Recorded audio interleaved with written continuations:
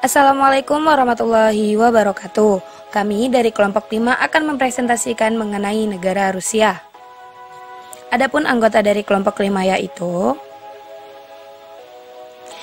agenda yang akan dibahas, yang pertama sejarah merdekanya, yang kedua sistem pemerintahan, yang ketiga edukasi nasionalisme, yang keempat nasionalisme yang menjaga wibawa bangsa Rusia, yang kelima ideologi negara, yang keenam perbedaan ideologinya dengan Pancasila. Pembahasan yang pertama yaitu sejarah merdekanya. Sejarah Rusia diawali dengan perpindahan bangsa-bangsa Skandinavia yang dikenal sebagai bangsa Varangia yang dipimpin oleh tokoh semi legendaris Rurik yang menyeberangi Laut Baltik serta pada tahun 862 Masehi memasuki kota Novgorod dan memerintah di sana. Selanjutnya, bangsa Mongol dikalahkan oleh Dmitri Donskoy pada tahun 1380 dengan kemenangan di Kulikovo. Kemudian daerah-daerah yang tercerai-berai disatukan kembali oleh Ivan IV. Ia menaklukkan Kazan, Astrakhan, serta menguasai Siberia. Pada bulan Februari 1917 dibentuk pemerintahan sementara di bawah Pangeran Lvov dan Alexander Kerensky sampai 25 Oktober 1917. Saat pemerintahan tersebut digantikan pemerintah revolusi Bolshevik oleh Vladimir Lenin. Pada periode selanjutnya, pemerintahan dilanjutkan secara diktator oleh Joseph Stalin 1922 yang mewujudkan Uni Soviet. Dengan bergabungnya negara-negara di sekitar Rusia, pemerintahan Uni Soviet berakhir setelah pada tanggal 25 Desember 1991 Presiden Mikhail Gorbachev mengundurkan diri serta berkibarnya bendera 3 warna Rusia di Kremlin.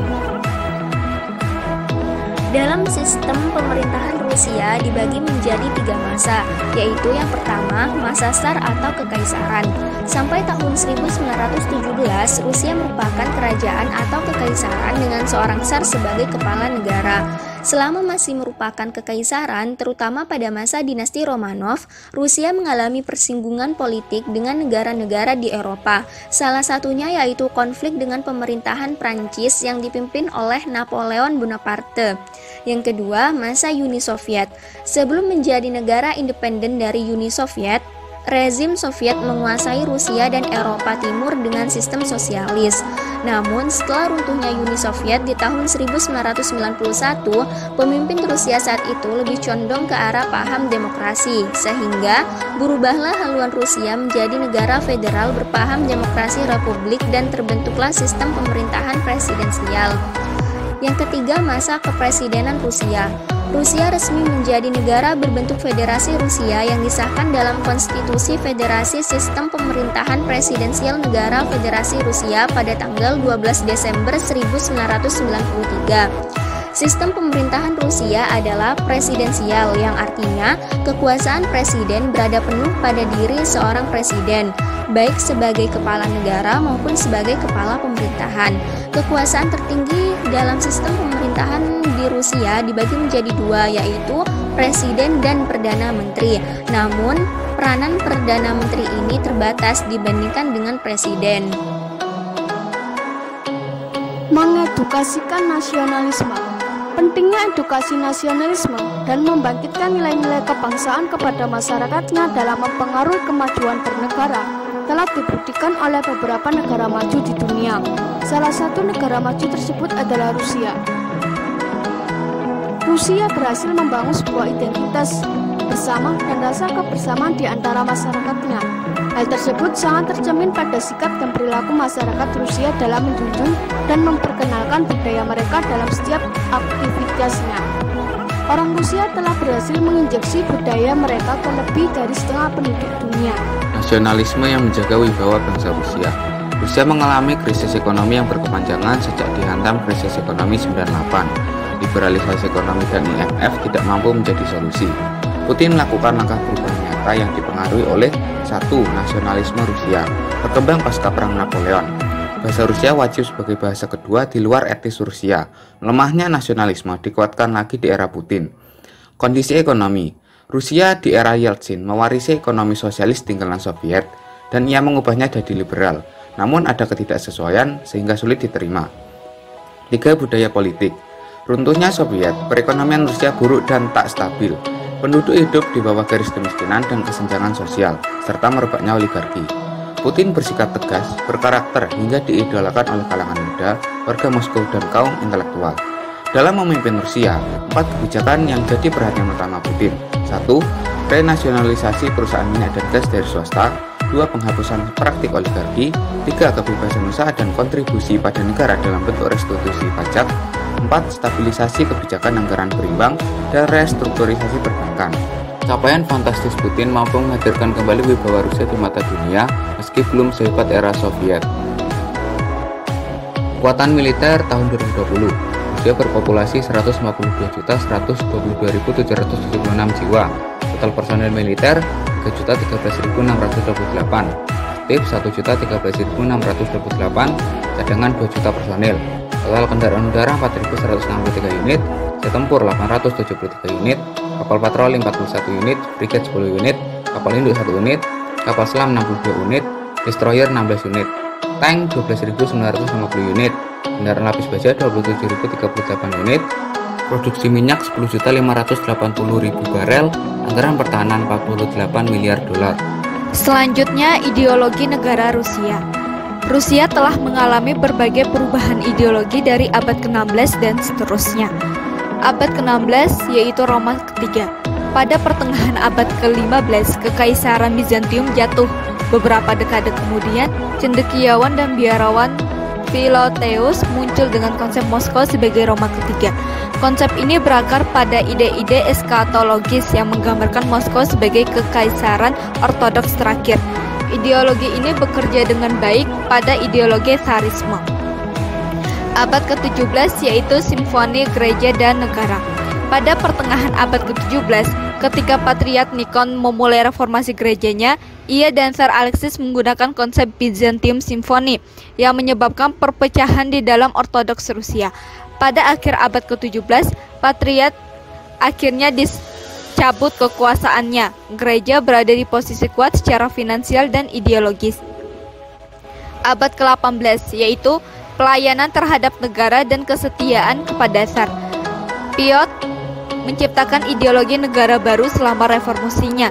Ia memberlakukan perubahan yang menjangkau seluruh Rusia.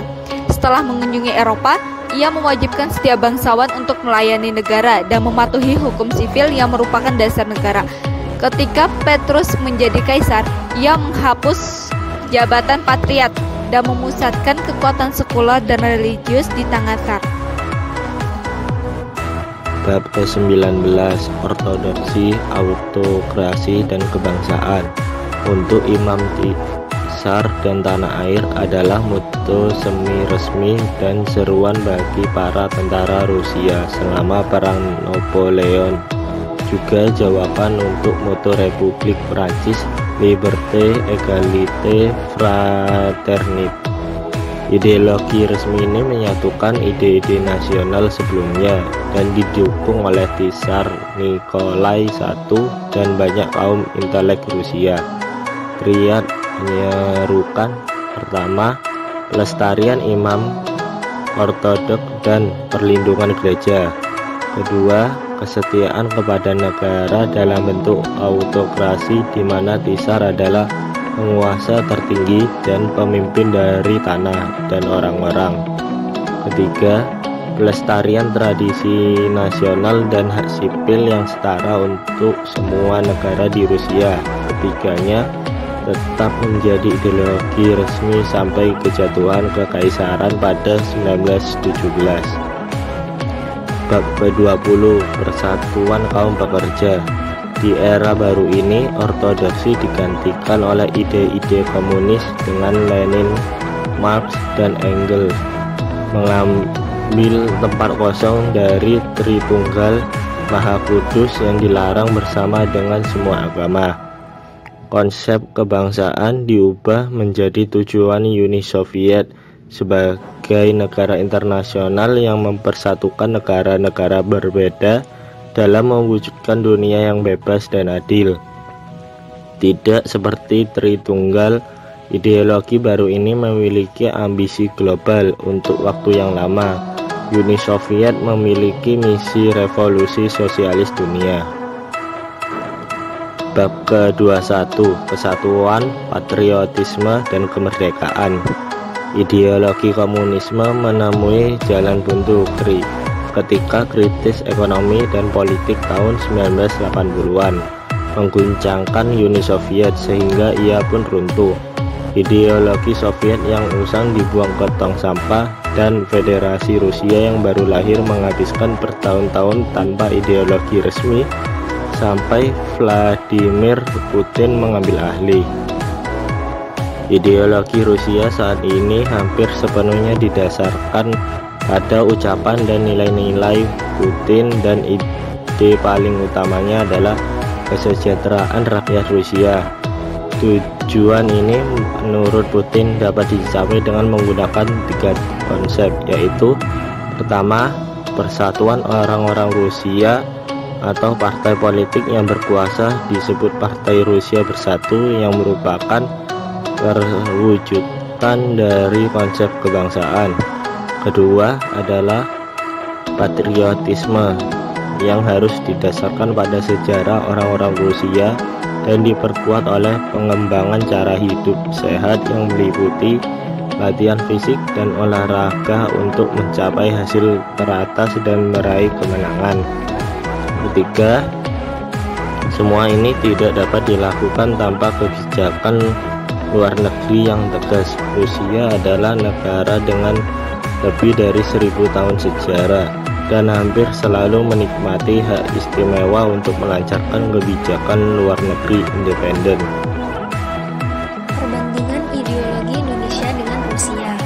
Di Indonesia, ideologi Pancasila pertama kali dikenalkan oleh Presiden Soekarno. Karenanya, Pancasila menjadi elemen penting dalam kehidupan berbangsa dan bernegara. Integritas nasional Indonesia sebagai sebuah negara yang didirikan berdasarkan masyarakat yang majemuk hanya dapat diamankan dan dipelihara bila Pancasila mampu mentransformasikan dirinya menjadi sebuah ideologi yang hidup di mana semua orang Indonesia bisa menerima, menginternalisasikan, dan mempraktikkan konsepnya. Sedangkan di Rusia, Kepala Sekretariat MK Rusia, Vladimir Asifitsky, menyebutkan tidak ada ideologi resmi yang diproklamirkan oleh negara Rusia, sebab sejarah Uni Soviet mempunyai pengalaman kelam di masa lalu. Pasal 13 Konstitusi Federasi Rusia secara eksplisit menetapkan bahwa keberagaman politik seharusnya diakui di Federasi Rusia. Tidak ada ideologi yang diproklamirkan sebagai suatu kewajiban. Vladimir mengatakan Rusia mengambil sikap untuk menjamin kebebasan berpendapat atau berideologi di negaranya.